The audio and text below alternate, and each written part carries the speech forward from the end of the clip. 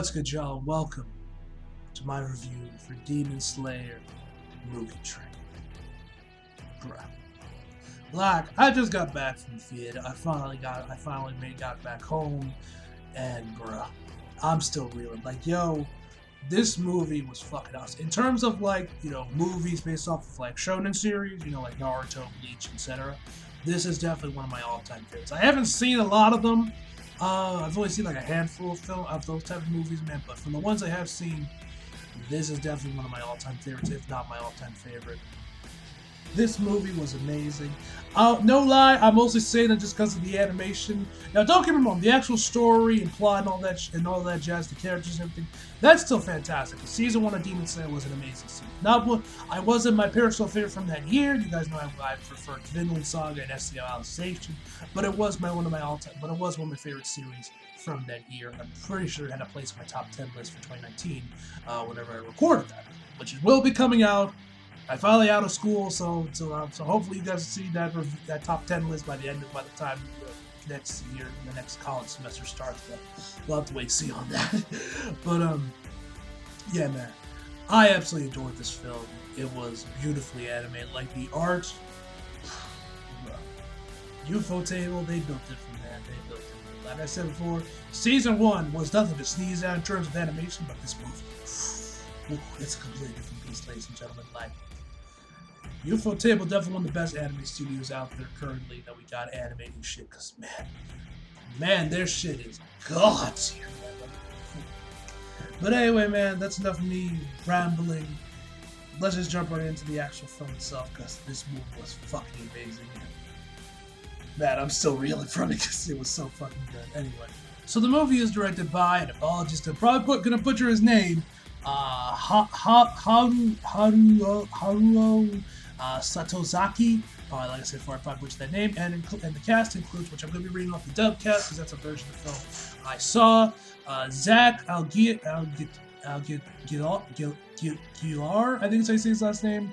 Abby Trott, Alquez Lee, Bryce Peppenbrook? I never figure out how you pronounce that dude's last name. Mark Whiten and London McDonald, and many more. And the plot of the film is that it takes place right after the events of season 1, basically picks up right where it left off. And I think they even reused the footage from like the last minute to like a minute and a half of the last episode of Demon Slayer and just put it right here at the beginning of the film. Where Tanjiro and the rest of his friends, along with the Hashira and Goku, are aboard the Mugen train to stop a demon who is putting the passengers in a dreamlike state to eventually kill them. Now, for the things that I enjoyed with the film, obviously the biggest one probably is the art and animation. Like I mentioned before at the start of the video, the art and animation for this film is fucking beautiful. The animation is so smooth, looks so fucking clean, man. UFO Table is without one of the best anime studios out there currently, and you'll give these guys a movie budget, shit, they give you fucking art, man. Like, these guys legit built it for that. The art animation, my jaw was on the floor throughout most of them, especially once we got to the fight scenes.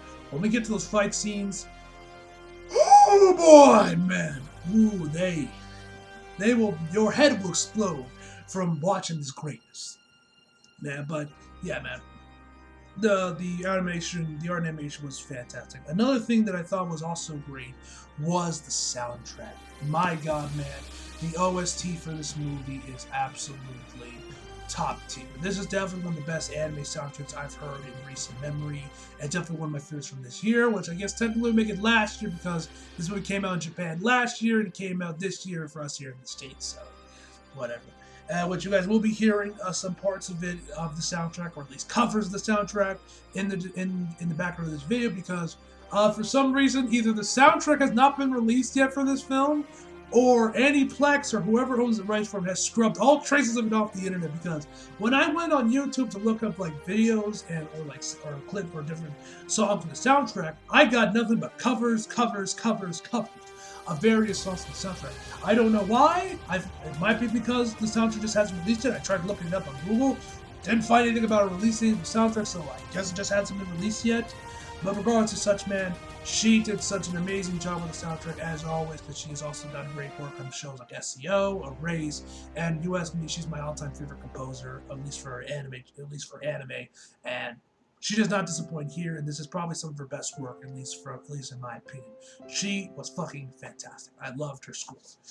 So yeah, and also guys, I of course will leave links down in the description box below for the Demon Slayer gameplay that you guys are currently watching. That's of the actual gameplay, the trailers we've got that have been released so far, as well as the compilation or whatever of the piece of the soundtrack that will be down that I have in the background of this video. Will all be down. Links to those original videos will all be down in the description box below if you guys want to listen to them without my commentary. So yeah. So the music was great, the animation was great, the cast was also fantastic as well. I can't really comment on the Japanese cast because, like I said, I watched this film dubbed, but from the dubbed cast, they all did a fantastic job, which isn't surprising me because I watched it because the dub we got for season 1 was fucking fantastic. The dub cast did such an amazing job with it, and that definitely does not change here. Zach is amazing as Tanjiro. Alex, how you say his name, fantastic as any suit. That man can fucking scream. When we get to those man's rants in season 1, and as well as what we see from him in this movie, it's entertaining. It's always so fucking funny to watch Zenitsu just lose his shit, man. And man, can that man scream? That man got a good pair of lungs on him. And of course, Bryce is once again fantastic. But are you really surprised? Bryce is great. Is great like every anime I've seen him in. He's fantastic as Kirito. He's fantastic as Eric, especially in the latest season, season 4, when the dub of season 4 aired a few months back, when it started airing on Toonami. He was fantastic in the dub season 4. He did such a great job. But as well as Mark Whiten, he also was great as Rengoku as well in the film. But if you were going to ask me, Glenn, who was the MVP? Out of all of the voice actors, all of the voice cast from the dub, who do you think I had the best performance? I have to give it to Zach, man. His performance was great, especially around the end of the film. Bro, this man better get nominated for Best Dub Performance of 2021 in the Crunchyroll Anime Awards this year. If I don't see that man's name on that damn list, we gonna have problems. Toonami, that's one thing, but you got no excuse not to give my man a nomination for him, because he is great. He was great as Koichi in Part 4 of JoJo. That's also, his performance is one of the many reasons why I think Koichi is my all-time favorite supporting character in JoJo. But man, this is probably some of his best work, man. His performance around the end of the film, great shit, man. Now, one other thing I gotta talk about before we jump right into the negatives, which I don't really have that much negative to say because this movie was just so fucking awesome, was Rengoku. The movie obviously revolves around him. He's definitely one of the major players of the film. As we can see from the poster, he was all over the poster when the movie first got announced. Now, as someone that wasn't really that big on him, or was kind of more indifferent towards him from what we saw in season 1, if you were someone like me who was kind of indifferent to the dude when we saw what little we saw in season 1, bro, he will become one of your favorite characters. He will become one of your favorite characters in Demon Slayer by the end of the film. I won't go into detail why, because I don't want to give out spoilers. But bro, if y'all have seen the movie, y'all know what I'm talking about. If you haven't, watch and see for yourself, cuz. Woo! Man. And that's all I'm gonna say, man. That's all I'm gonna say. I don't want to give out spoilers, but he was fucking awesome, man. He was fucking awesome in this film, man. Now, as far as negatives are concerned, I really only have one major problem with the film, and even then, it doesn't really detract from it too much because of the ending, of what happens in the ending. But the main villain of the film, Emu, I believe is how you say his name, he was very one-dimensional and generic, I thought. He, unlike a lot of the other villains of Demon Slayer, which have a little bit, who've always had some nuance to them, and there's usually always something more to them than when we meets the eye, when we originally see him, when they got introduced back in season 1. This dude, it's like, oh, I just want to kill humans and, put them in the pits to give them their greatest dreams, and then throw them into the pits of despair before killing them, He's very generic. He's very one-dimensional, which is kind of surprising, like I said before, given the villains we got back in season 1, which were a lot more nuanced. But yeah, like I said, it doesn't really detract much because of the ending, which I won't go into detail for spoilers, but the ending was fantastic. Not only from just the overall dub cast with the performances, but the fight scene we got at the end of the film. That shit was hitting, man. Like, I was sitting there being like, yo, film table built different, man. They built different. But yeah, man, that's really all I gotta say about the Demon Slayer movie without getting into spoilers. And so that's where I'm going to end this video off, guys. So yeah, overall, I give Demon Slayer Mugen Train a 10 out of 10. Like I said before, this movie is fucking amazing. And of all of the like anime movies I've seen based off the Shonen series, this is one of my all-time favorites. The art and animation is god tier. The voice acting from the dub cast is fucking fantastic. All of them do a bang-up job. Zack especially, man. The music is so good. For the love of God, Aniplex, release the soundtrack so I can blast the shit. Please! I need the soundtrack in my life. Yuki Kajira did such an amazing job with it, man. This is some of her best work, if you ask me. I love this woman's music. She's so good. She did such a great work with the soundtracks from SAO and Erase, man. But yo, this soundtrack for Demon Slayer she had here. I don't know if she did the composition for the actual main series, but what she did for this movie, man. Like I said before, it's probably some of my all-time favorite work from her, man. She did such an amazing job with it, man. And the art, and like I said, the fight scenes were also amazing as well, man. And without a doubt, I highly recommend this to fans of Demon Slayer. If you love the anime, if you love the manga, I highly recommend you guys check out this movie out. It is thoroughly entertaining, and you will definitely have a great time watching it. Now, one other final thing I gotta talk about before I end this video off. This movie has an R rating. Why? Like, I don't know. I was not paying attention to the ratings that the episodes were given when the show was airing on Toonami. But I do not recall this show getting any, if any, TVMA ratings. I'm pretty sure they were almost always TV-14ish. There might have been like an episode here that might have gotten TVMA. But as far as I know, most of the episodes were TV-14 because this airs in Shonen Jump. And Shonen Jump is marketed towards,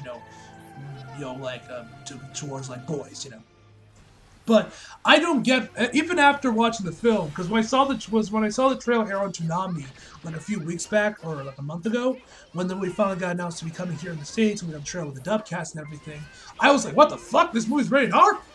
What the hell is in here? Does fucking Zenitsu fuck, Nezuko or some shit? Why is this movie rated R?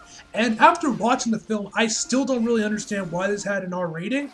There's really only 2 scenes that I can think of that might have given an R rating.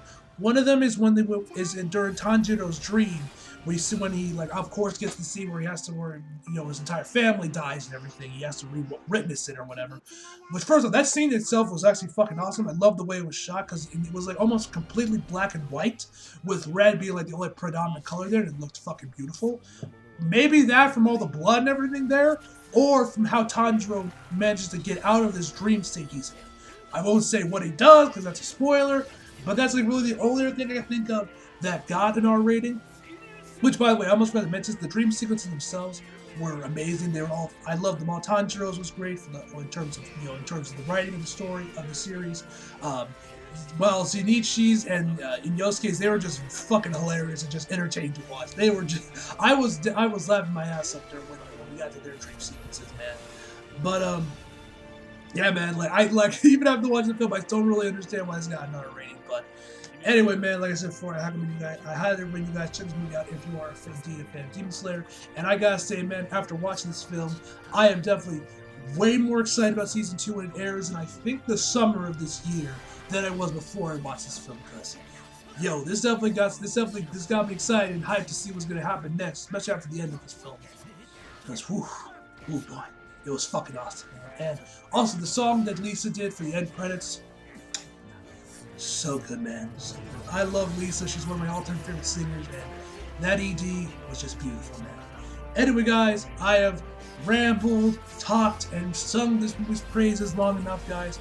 I am going to end this video off here. So leave your thoughts down in the comment section below. Did you guys saw this film? Did you love it? Did you hate it?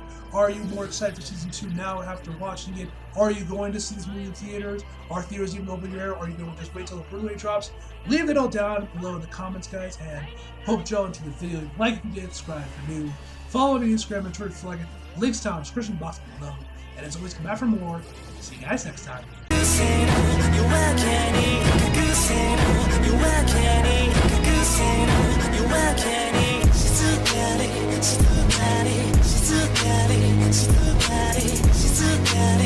too bad.